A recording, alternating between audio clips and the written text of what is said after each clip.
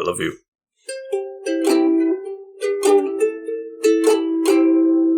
Welcome back, Couch Potatoes, to the finale, a potential finale, of our Matrix playlist. They could always make another one. The script true. was very clear about that. Yeah, they could. I hope I am the Green Traveler from Gorsh. Sorry. I hope not soon, but only because I like... I mean, I'll say up front, I enjoyed the ride of this movie. Yeah. And I just don't want them to ruin it, you know, because we saw what they did with the third part of the original trilogy. So that might be a little harsh out the gate. I am the Faceless Leon. I am That's faceless. damn straight you are. The one and only. And this is a podcast about movies and TV called Green and Faceless on the couch. There we go. I was like, there's more to it. He's gotta bring it home. I know he'll bring it home. I paused for the semicolon. Yeah. We have a semicolon in our name? That's right, we do. Yeah. That's all right. Yeah. It can stay there. And then we'll just someday rebrand as On the Couch. Oh, you think so? See, I think our brand is Green and Faceless. And that way we can do other podcasts. Yeah, but I don't know. On the Couch just works as OTC, like over the counter, or pill to take. I see. Eat us. Consume our podcast. Yeah. But just be aware that we definitely eat our fans. Yeah. Because they're just tasty potatoes. You're lovely. Couch potatoes. You need a good potato in your diet. Yes. It adds so much starch. Go home, scrub a spud, cut it up, whatever you do to it. You know, I guess you don't have to cut it. Dice it, cube it, quarter it, peel it, mash it. Stick it in a stew. You can do that, too. The potato is the good stew. This is not about potatoes. Now it does feel like a podcast for potatoes. It is for couch potatoes who enjoy television and movies. Yes. Potatoes get resurrected. Oh, they do. I guess. Well, every year they come back. Cut your potato in half and put half that potato in the ground. It's going to make more potatoes. That's damn straight. You're right. It's a resurrection process. And that is the name of their fourth and possible final film for The Matrix, The Matrix Resurrections. This one works. I like it as the ending movie. I like it as the ending movie, for sure. I also like it as like just the title for a movie because it is kind of a resurrection. You know, it's a different version of The Matrix. Technically, it's a different version of Neo in a way. Of most of these characters. It's definitely a different version of Morpheus. Definitely 100% different version of Morpheus. That is true. And another character, Smith. Agent Smith. Yeah. Yeah, he's a different type of virus now. So that's kind of fun. Yeah. It is a resurrection. It's a rebirth, a reboot of the franchise, but at the same time, a continuation of it. And again, as you said, and as I'll repeat, even though it is harsh, it's a much better finale than the third one. Yeah. And this one actually, it's weird because, so here's the thing. There is a joke in the movie, in the script, about how Warner Brothers is going to make a new Matrix game, regardless of whether or not Neo, the creator of the Matrix, the Matrix video game in this version. So sorry, yes, Thomas Anderson, right? Neo. Anyway, played by Keanu Reeves. His human world. Yeah, his human world version. I mean, I guess I should just back up before I get to the joke and just explain that in this version, Thomas Anderson is a aging video game producer. He is, I think, in his 50s or 60s. I don't know how old Keanu Reeves is, so sorry, Keanu, if you're nowhere near 60. Greg, we all know that he is at least 705. Okay? Yeah, I know, right? He's immortal. But only 20 years have passed in his life from the last film. And in those 20 years, he's created this game. He doesn't have any he doesn't actually remember the Matrix of the original trilogy. He has vague memories that he has implanted into this video game. Yes. That he is, there's a version of Smith who I think is also Morpheus. I think Morpheus and Smith in his version of the game are basically the same. Actually, there's weird dialogue about that. You're right. At the very least, Yahya Abdul-Mateen II, who plays this version of Morpheus, he in this little modal game. I guess a modal is. If you know programming, you know that I have no idea. Right. But I mean, dude, it's like a test. 3 years of programming, I have no idea. It's like it's a little concealed program simulator type thing. This is what I understand. And he has this running, and somehow this program that he programmed in it of Agent Smith realizes that he's really Morpheus. I don't really get it. I don't get it either. And we watched this about 2 months ago. It was available for a very limited time on HBO Max. Mm-hmm. We jumped in on that, and then we had to record the other 3 Matrices films. Yeah. Well, I mean, we could have done it out of order, but it would have been a little confusing for us, I think, to talk about this one without having talked the other 3. So it basically all it did was make this one more confusing to talk about first because we kind of forget a lot of it. Yeah, that's true. Yahya Abdul-Mateen, who we've talked about before, he was Bobby Seale in Trial of the Chicago 7. Oh, okay. And that's also, we haven't talked about this movie yet, but he's also Black Manta in the Aquaman film. Okay. Yeah, and I'm hoping we get more of that because not Aquaman specifically, but him as Black Manta, because I liked him as I liked Jason Momoa as Aquaman too. But anyways, him as the Smith Morpheus clone kind of thing was very interesting. But that's all this weird game that Thomas Anderson has created, right? And he has a business partner. And businessman is, I think his businessman is Smith. Yeah, it's just played by Smith. Go ahead. Played by Jonathan Groff. Am I right about that? Was that Jonathan Groff? Yep, you're right. Smith? Okay, good. You're right. The King in Hamilton. Yeah, King. Yes. We were struggling this. King George. George the King George the Third. Oh Jesus! But and Neo also in his real world, what he thinks of as the real world at the very beginning, he's also seeing a therapist, played by Neil Patrick Harris, mm-hmm. who's helping him deal with the dreams of this former life with the Matrix and these weird memories. In those sessions, we learn that he's had a few complete breaks with his, with reality in quotation marks. Right. Because obviously this isn't reality and something deep inside Neo knows that. But he's taken all these... He's taken all these...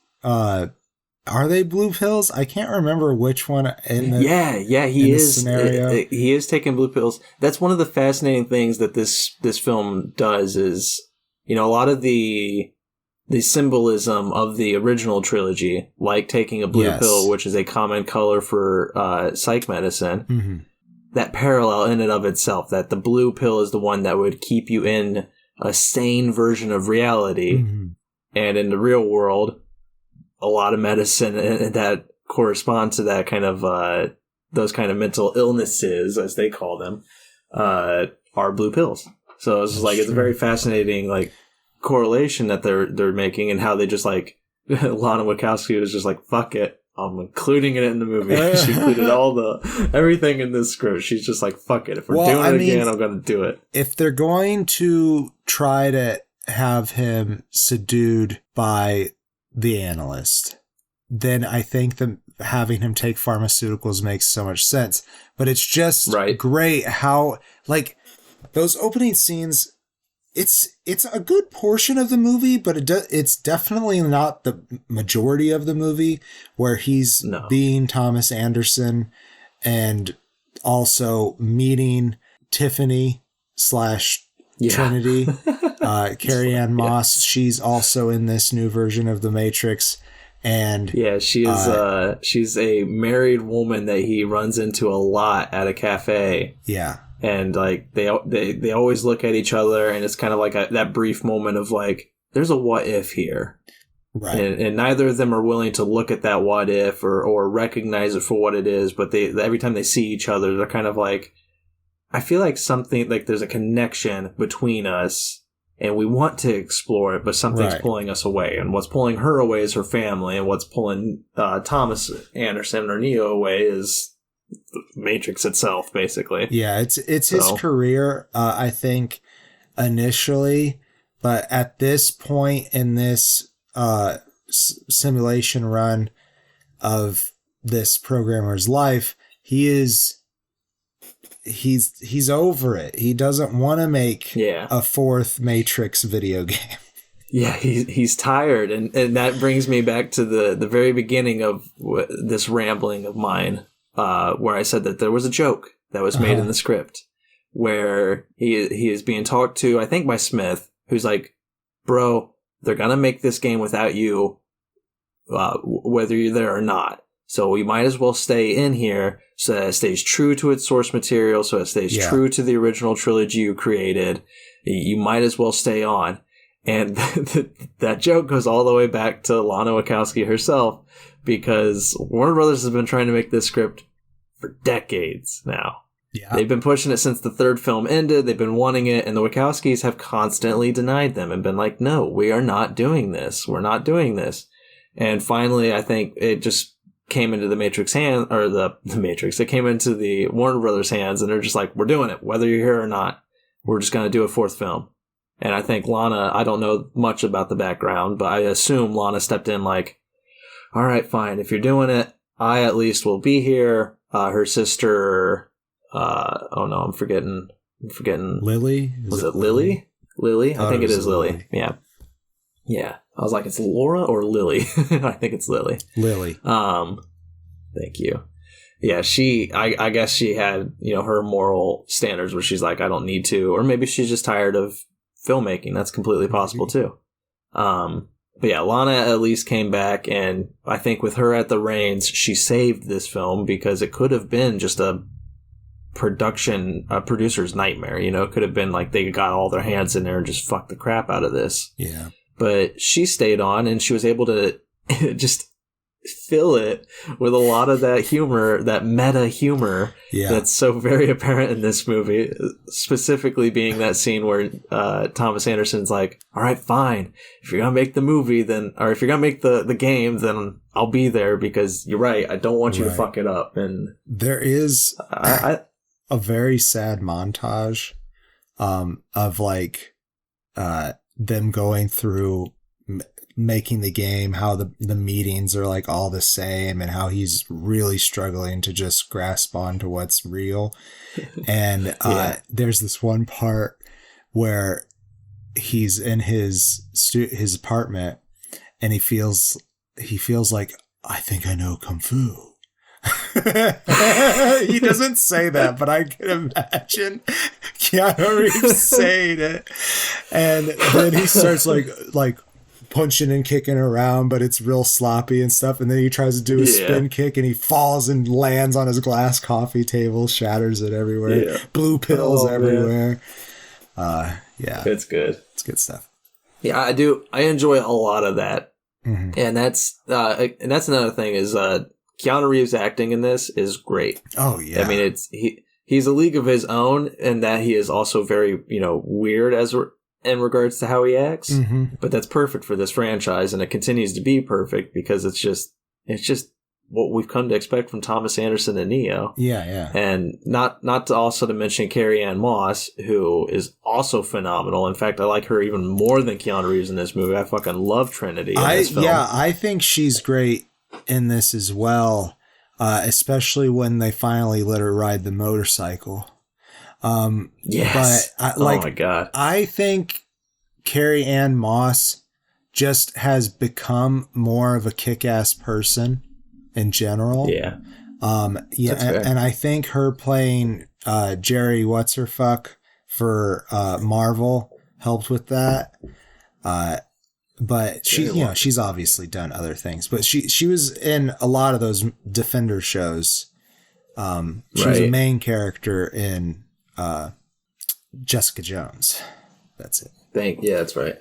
I was like, I can't remember which one it was. Like, I was like, it's either Daredevil or that show. But yeah, it was. I recall her being in Daredevil for a little bit. She's definitely in Iron Fist and Luke Cage. But I think just a little bit. Okay. Well, anyways, secret reviews of those shows that are apparently coming to Disney Plus real soon. Some countries. Oh, that's interesting. Yeah, some countries already have it. Not Russia. No, probably not. Probably not. But I do another actor that I wanted to bring up that I really enjoyed. I think we've talked about her as well. Well, I mean, I guess if we're talking about the Marvel shows, we could just segue through her. It's the actor who played Colleen Wing, Jessica Henwick. That's right. She is, she's like the main character in The Matrix. That's trying to help Neo. She's like the Link character, Harold Perrineau's character, Michael from Lost. She also actually gets plugged in, and Link was a native Zionese. I'm not saying like she's exactly like Link. Okay, I'm just saying she is that fill-in of that character. Right. She's not Morpheus. She's not Neo or Trinity. She's the other Matrix member crew that's tagging along with them. Right. And she's awesome. She's great in here. Yeah, she's amazing in this too. I really like her as an actor. She has the fun action scenes too, because she gets a lot of the Matrix-y fight scenes, at least early on, and I don't know. She is just a lot of fun to watch. I really enjoyed her in this.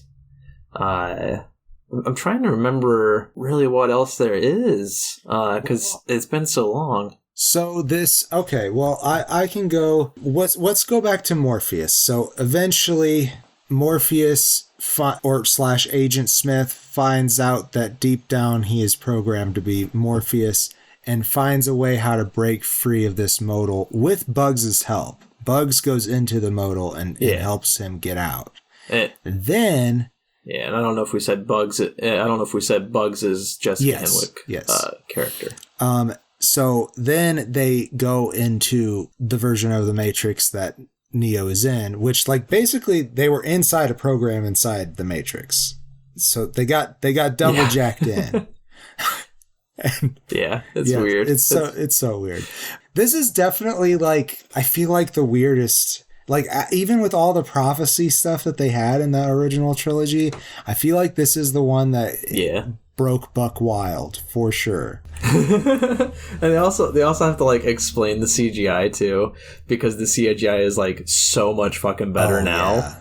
And so like when they go into the Matrix and they see things, it's like, well, it looks better now because it's a program within a program. It's the machines are working on themselves now. It's so funny. And they also like have learned a bunch of stuff about how to manipulate like their ability to jack in and stuff, like the invention of Wi-Fi.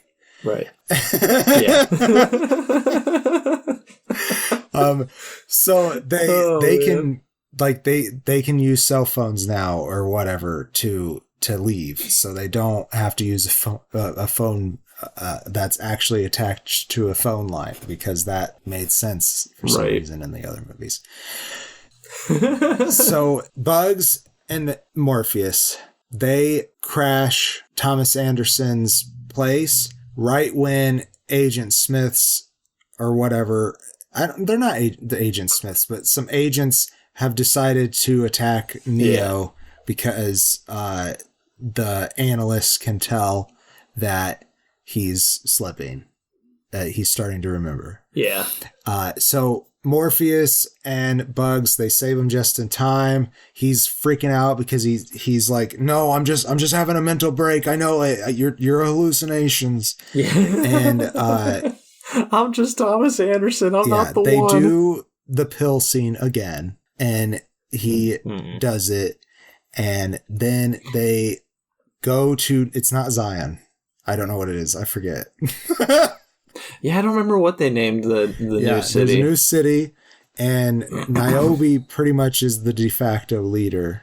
And they did also bring back Jada Pinkett Smith. Did. So that was they buried her in a crap ton of prosthetic makeup and to age her 60 years, because while it's only been 20 years of of Thomas Anderson time, it's been 60 years of the real world. So. And it's explained. I don't want to explain. I don't want to get into it too much, because if you know that the ending of the third one, you're like, okay, but like, what the fuck happened, guys? And I just don't want to spoil it for you, because I do think it was a decent explanation, and it's like it is part of the story, is that reveal in this movie. Yeah, agreed.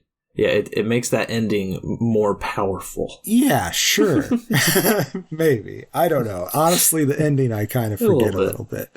But what? The ending's like the only thing I remember well. That fight scene in the cafe is so good.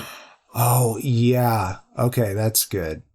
That's good. I kind of remember that. Neo also, though, once he becomes Neo again, he has forgotten how to fly, because he's been just living in the Matrix too long.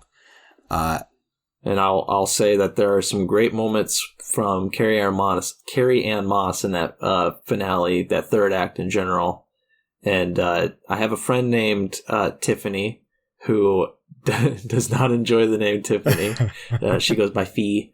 Oh, and Fee. She said it is a great moment in this film where Trinity, who in this version is going by the name Tiffany, finally just stops. And this is spoilers for everybody, so if you don't want any spoilers, tune out for like 5 seconds. But she just like, somebody called her Tiffany, and she's like, I hate that fucking name.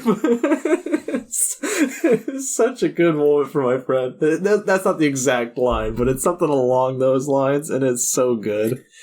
And then, of course, the character Trinity in that finale scene just has so many great moments. Like, it's really her time to shine. Yeah, yeah. And I love that. Yeah, it's definitely the best use of Trinity in any of the movies. And I like what the ending says about their relationship, how it kind of expands on what the last 3 movies were, too. Yeah. I think I'm glad that Lana was a part of this, because it probably wouldn't have been as good, for sure. I do want to. I'm terrified as what it could have been. I do want to acknowledge some of the other people who came back. We do get a brief segment with Lambert Wilson, the Merovingian. I just wanted to mention it since we mentioned him the other 2 and never remembered what his name was. Right. Yeah, we got it right this time. We also have Priyanka Chopra Jonas as Sati, and she is actually rather important to this film. She kind of plays the same role that the Oracle did in the other one, but also kind of a little bit of the Morpheus feels too. She kind of and she's at the area with Niobe, right? Yeah, she's at that new city, but she lives in this program where there's this well. Oh, that's right. Yeah. That's right. I remember that now. Yeah. Nice. Yeah. There's a lot this movie is a big honking movie, and there's just a lot that kind of gets forgotten on one viewing. I'm sure I'll watch it again. Oh yeah, I want to watch it again. I thought it was definitely worth that. Even just some of the gags, like you said, there's quite a bit more humor throughout than there is in the other movies. But I do need to watch it again. I wish that we talked about it, that we were able to watch it closer to our recording, but I agree with that. Do you have closing statements? But it's still fine.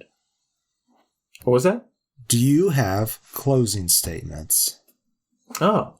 Yeah, I do. I do indeed. It's I enjoyed this one. It's a better cap to the franchise than the last one was, as we've mentioned. You know, I even though the meta jokes are funny, they do kind of bog the film down because there's a lot of meta qualities to this movie. Oh my god, I forgot about the fucking post-credit scene.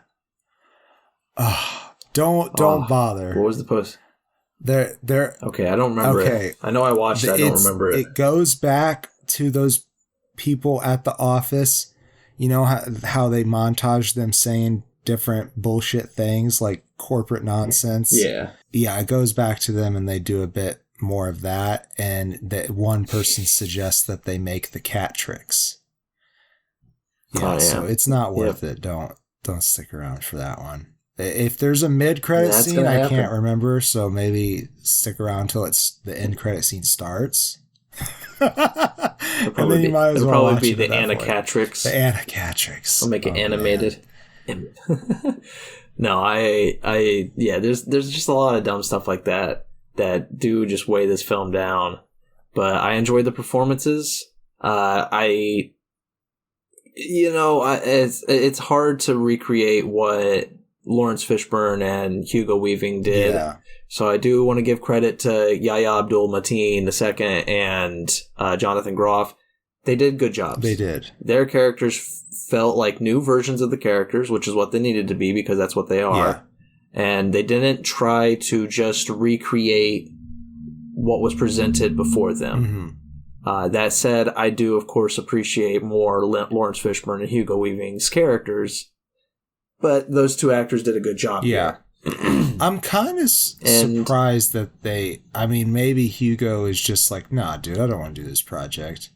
But I'm kind of surprised that him at least didn't make the return. Like, since they did this 60 years in the future, I think the Morpheus thing makes a little bit more sense because, that's a lot of time. Yeah. And he was like basically a faith general. So he probably died doing something. They do have a monument to him in the new city that we once again forget the name of. Yeah, I did like that. I thought that was a pretty good ad.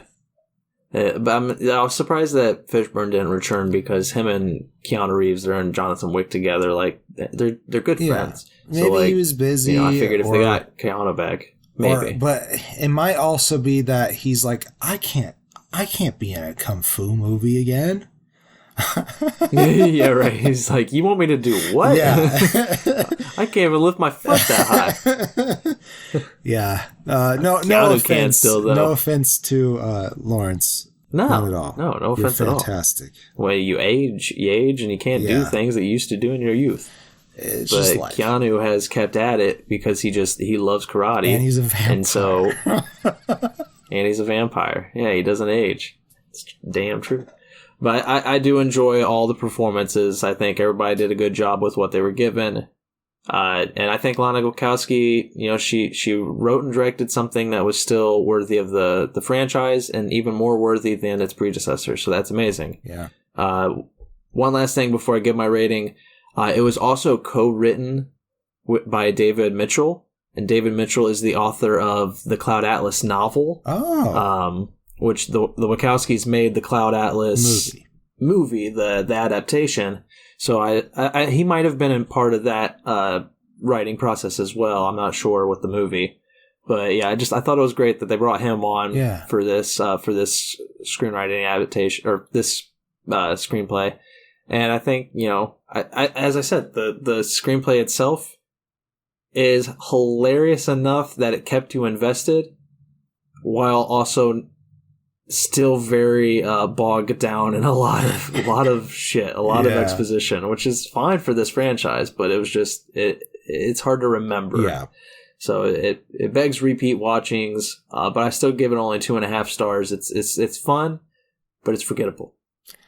So I can agree with that sentiment. It's forgettable because there's too much information involved. But yeah, I did enjoy it. I give it a face. And like you said, I am ready for it to drop to be, full-time streamable on HBO Max so I can watch it again. I enjoyed it. I think that Amen, I think I said it. I think that's the closing statement. Oh, I did want to mention that I really thought this one element of the film was cool. The real humans, they're all real humans, rather, the humans outside of the Matrix, they have found a way to let programs inhabit these little tiny robot things.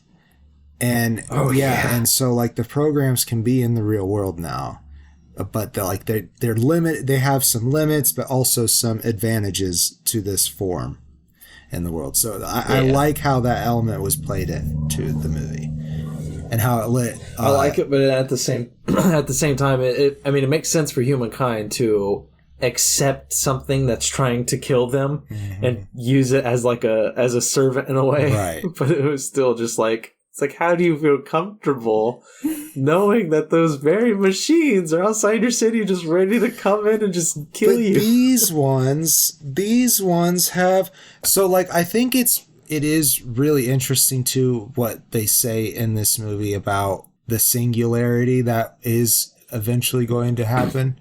And that is that the AI could get so advanced that it has individual thought. Like, even though that they're all linked up together with the future net of whatever is going to replace the internet, Skynet. The Skynet. Thank you. Of course. What an imbecile. So even though they're so interconnected, they can still have independent thought and feelings that are different from the majority, which I think they do a good job of playing with in this movie. Yeah, I agree with that. But I think that's our show. This has been a fun. It's been a fun playlist. I believe our polls are probably closed by the time this is. By the time this comes aired. out, probably, because we gotta get. Yeah, probably. Yeah, or we don't know. Let's close on Wednesday. We don't know as of the. Let's close on Wednesday. Wednesday before this airs or Wednesday after this airs? Let's close them Tuesday after this airs. Let's close it today. So the day after. You got until the end of today. Okay. You got until the end of the day to go out there and vote on what the next playlist is. That'll give us a week, I guess. Yeah. It's just to watch and record something. It's just one movie, a week. All right. Until we die. Yeah. It's cutting it close, but you guys have until the end, so and that's probably really close because this airs in the evening. Yes, it does. So you get out there and vote on what we watch next as a playlist. You got until midnight tonight, so that is if you're watching this right at 5:00, then you got 6 hours ish. Yeah, 6 hours. That's probably better. So go on down to patreon.com/green and faceless. You don't have to give us money for this vote. No. You can I think you just have to create a Patreon account, which just requires your email and a password. And you get to make your own password. So, you can you can make your own email for it too. Yeah, it doesn't have to be a legit one. I mean, you have to go to that email account and verify it. Yeah. But yeah, if you have a spam email account that is just for like bullshit, there it is. If we're making this too complex, just go on to our Facebook page and let us know what you think. That's cool too. Yeah. That's totally cool. Or send us texts at 555-655. All right, that's our show. Who've you been? I've been the Green Traveler from Gorge. And I am the Faceless Leon. Safe travels and good night. Green and Faceless on the Couch is a proud production of FictionWorks 19.